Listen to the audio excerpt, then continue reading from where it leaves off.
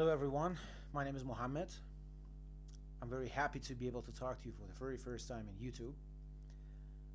I'm going to talk about my stepwise method for learning flamenco guitar. Well, I've been playing for about 20 years, and before the guitar I used to play classical piano, and it's been 5 years since I started building this new method for learning flamenco guitar. It's a stepwise method and it has 7 different levels. Level 1 is about flamenco technique. We're going to talk about picado, pulgar, tremolo, arpeggio, rajeo, alzapua, and golpe. It takes about 8 to 10 weeks for an average student to master these techniques, and of course to learn the basics, because it takes so many years to master, to literally master these techniques and to be able to play them as fast as you want, as strong or as soft as you want, and of course it takes a lot of time, but the basics, 8 to 10 weeks is enough. The second level is about the history and cultural aspect of flamenco, where it began and what did affect this very art, and well, it's going to be about 60 minutes of discussion live on Skype. The third level is about rhythmic flamenco. And when you talk about rhythm in flamenco, you talk about rhythmic systems or rhythmic palos or rhythmic toques of flamenco, like fandango or bulería or alegría or solea or seguiría or tango, rumba, farruca, guajira, and of course many other different types of systems. Well, you're going to have to master the technique and to implement it in the perfect timing situations. And for that, I believe you're going to have to at least play one comprehensive piece of music in every single rhythmic system of flamenco. One solea, at least 10 falsetas, one bulería, one seguiría, and one is really going to be enough for the beginning. When it's over, in level 4, our discussion will be new flamenco or world music. Many of my colleagues don't believe in this very level, but I absolutely believe it. If you really want to master the technique of picado, which is the most important flamenco technique, I believe, if you really want to become truly able to play that fast picado and be ready for Paco de Lucia music, you're going to have to at least play 10 new flamenco musics. Pieces of music like Pharaon or Passion or Love and Liberty or Un Umbre from the great Gypsy Kings, of course.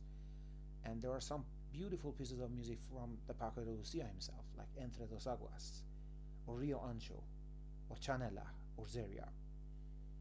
And there are actually many respectable artists like Jesse Cook or Francis Garcia or Govi or Goya and many other big beautiful names with their beautiful musics, of course, but just to master the technique of picado and to experience how it changes and how it distributes the melody within the music, you're going to have to pass this very level. The challenge at this very level was the backing tracks, and I'm very proud and happy to present you my 6th generation of backing tracks. I've created them with Logic Pro X using the perfect software for backing track production and the very best plugins and the most beautiful effects. So when I actually began to create these backing tracks, I was thinking my student should have the freedom of should have this feeling of freedom and experience of being the solist of a musical band, a pianist, a drummer, a percussionist, a bassist, probably sometimes an oud player, or other optional instruments, and I believe I have created this environment. So when you actually finish covering a new music, I'm going to give you a package of backing tracks. Considering the real tempo of a piece of music, for example, on Umbre, the original performance is at, I think, 172 BPM. So the backing track pack I give you starts with 100 BPMs only, 110 BPM, 120, and at last 200 BPM. So it is a material for long years of training, and you don't have to start playing at only one tempo, and you don't have to lower it or make it faster or lower the speed with softwares, because they cause some pitch class shifts, or the sound is not as natural as it used to be in the original backing track. So you're not gonna be worried about the backing tracks at all.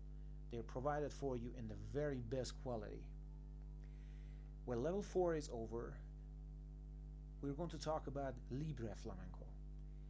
And when you talk about Libre, you talk about dynamic and speed and how they change simultaneously. So if you really want to be able to play that beautiful pieces of music from Vicente Amigo, like Callejón de la Luna, or Ventanas al Alma, or Sierra del Agua, or Morente, of there are beautiful moments in these musics. If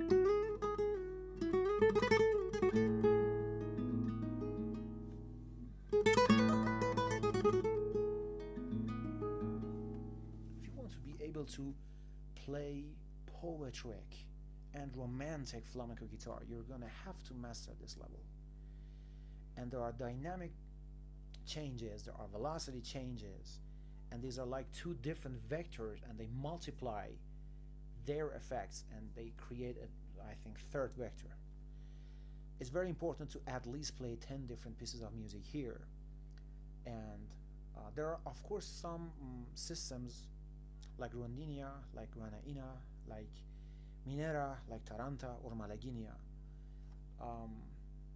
Probably these pieces of these systems of flamenco are always being played in rubato, in free of rhythm patterns. It's freely played.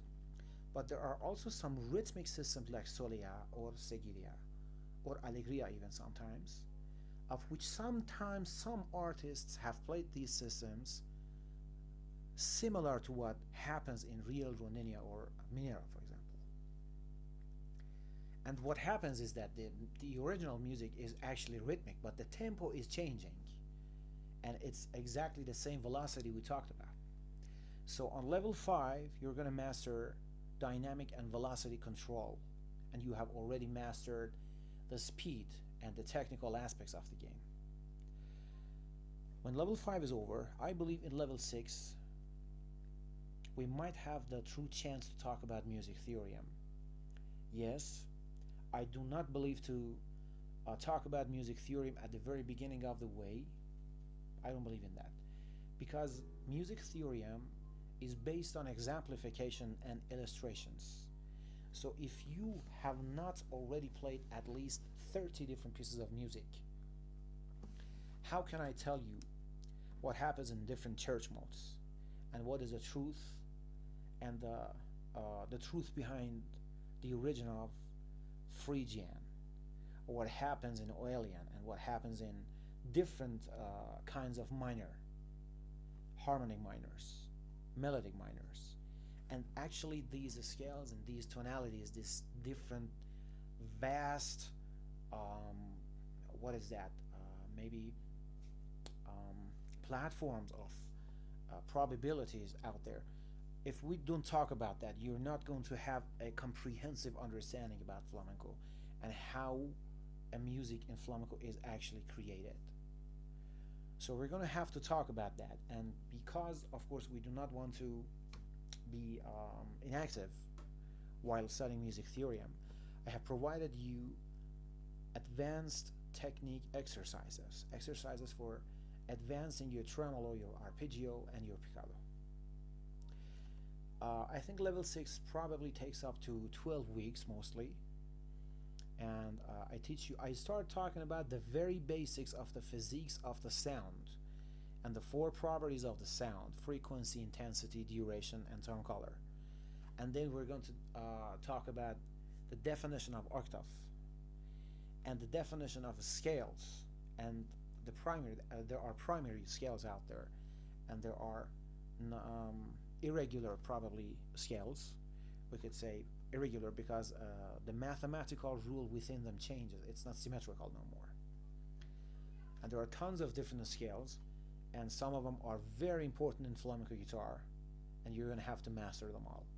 When it's over, we talk about the intervals, and the intervals are the fundamentals for understanding the chords, and you're going to have to train your ear, and we have actually already trained your ear in the classes of the previous sessions in the very first 5 levels, because I believe in teaching like the old times. I pick up the guitar, I tell you, okay, 2nd fret 5th string, 4th fret of 4th string, 5th fret of 3rd string, and then start playing the arpeggio. And I wait for you to play just after I play it. If you played wrong, I repeat it again, and it's a fun thing for me. My classes are 55 minutes long, and I don't believe in shorter classes. Not at all. Because the student should have the chance and the opportunity and the time and the calm to get there by making enough number of mistakes. It's absolutely fine. In time, you will experience a drastic growth in your ear training abilities.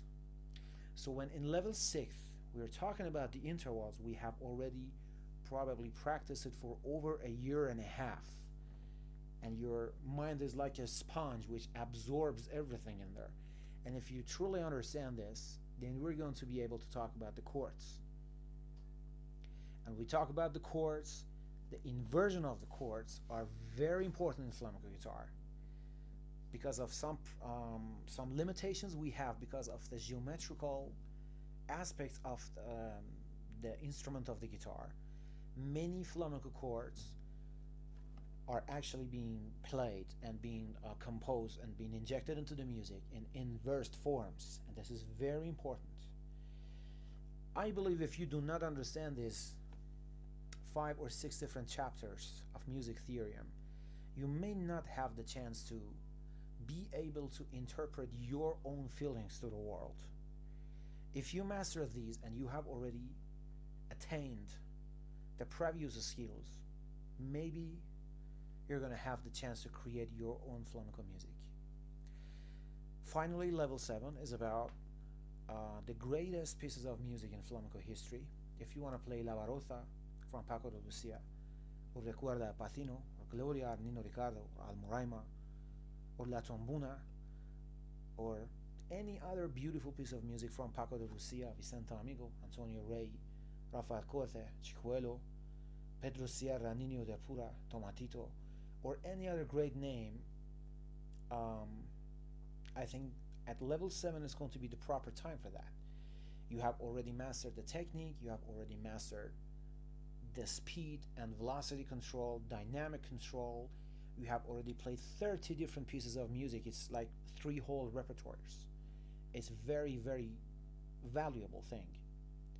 And in level 6 you have actually mastered the technique of flamenco guitar, and you are ready for advanced pieces, and you have a deeper understanding of music theory, and I believe at level 7 you're going to be ready to just begin the path of flamenco, and before that it's just preparation. I hope you're going to enjoy this video, and if you want to have online classes with me on Skype, you can contact me on my WhatsApp, and I put my number underneath the video. Thank you.